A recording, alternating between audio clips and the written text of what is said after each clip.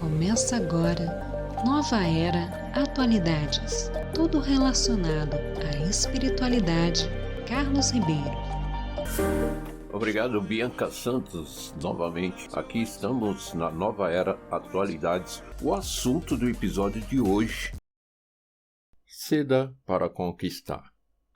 Apesar de constituir uma prática difícil, o ser humano precisa remover de si a intransigência. Como tenho dito sempre, na maioria dos casos, é melhor perder.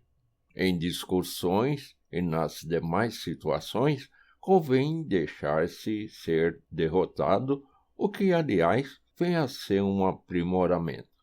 É penoso ouvir a mentira alheia como se fosse verdade, mas isso constitui um treinamento para que consigamos ouvir as pessoas com calma e paciência. Este, de fato, é o verdadeiro aprimoramento vivo. Sendo assim, um mal-entendido ou uma derrota temporária jamais terão longa duração. Em algum momento, a outra parte pedirá desculpas por ter se arrependido ou por ter compreendido o próprio erro. E, a partir desse momento, passará a nos respeitar muito.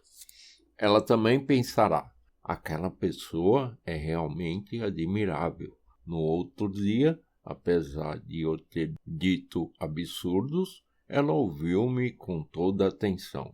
Realmente é uma pessoa muito generosa. A partir daí, ela passará a confiar em nós. Registro de Orientações, volume 21, 1º de junho de 1953. O motivo da minha insistência para que todos sejam dóceis está no fato desse procedimento conduzir à vitória. A pessoa que faz questão de ser obedecida, no final acaba sendo rebaixada. Frequentemente ouvimos dizer: perder é vencer. Muitas vezes, em uma discussão, discutimos e perdemos.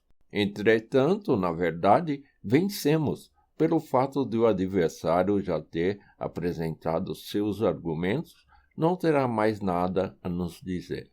Quem venceu não conhece os argumentos do outro, que docilmente se sujeitou à derrota. Por essa razão, o primeiro se sente inseguro. No entanto, quem perdeu fica tranquilo. No início, até poderá ficar bastante amedrontado por ter passado por momentos difíceis. Todavia, com o passar do tempo, tal temor desaparece. Pode até sentir-se mais leve, imaginando que a outra parte esteja satisfeita. O vencedor, que fez o outro sofrer, poderá pensar: essa pessoa deve estar me odiando. Será que não está pensando em se vingar de mim? Desse modo, ele se sente atormentado. Por conseguinte, quem perdeu é quem realmente venceu. Logo, em qualquer situação, devemos deixar que o adversário vença, permitindo que sua opinião prevaleça. Isso equivale ao sentido da expressão tirar a força da barriga, ou seja, diminuir a tensão. Dessa maneira, mesmo quando algum dos meus discípulos está dizendo coisas desagradáveis, procuro prestar atenção. Apenas quando sou tripudiado pelo mal, imponho minha opinião. Caso contrário, acato a situação. Em geral, as pessoas pensam que dar ouvidos a subalternos acarreta perda de autoridade. É realmente cômico.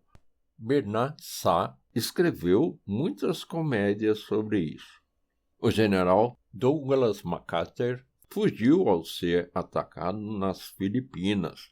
Antes de fugir, ele disse que um dia retornaria. Naquela ocasião, comentei que ele era um grande homem e ainda empreenderia um trabalho muito importante. Isso foi possível porque ele perdeu e fugiu. Seja como for, O militar que tem a coragem de bater em retirada torna-se um grande comandante. Os que avançam, atacando até o fim, sacrificando até mesmo a própria vida, são realmente os piores. Sendo assim, podemos observar que os efeitos são completamente opostos. Como disse há pouco, trata-se de algo provisório. É como nos tratamentos médicos. Não basta a recuperação temporária da saúde. É preciso melhorar de forma duradoura. Creio que essa é uma verdade que está de acordo com a lógica. Por esse motivo, se a pessoa viver baseada no lema "perdendo é que se vence", com certeza alcançará sucesso. Afinal, quem perde sempre acaba vencendo. Dessa maneira, a maioria dos fatos ocorre de forma inversa. E por isso, resultados inversos, manifestações inversas. Por conseguinte, devemos aprender observando esses fatos.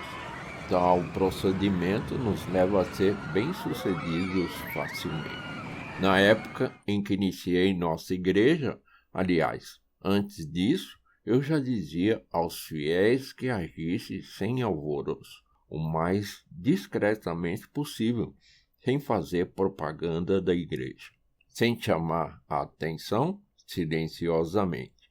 Eu sempre dizia isso a todos. Entretanto, frequentemente, havia pessoas que me diziam que era melhor fazer publicidade, mas eu continuei agindo discretamente. No entanto, a igreja passou a ser conhecida.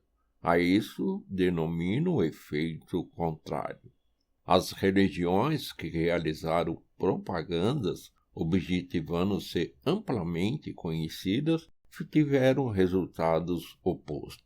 Todavia, em outras atividades, a coisa é diferente.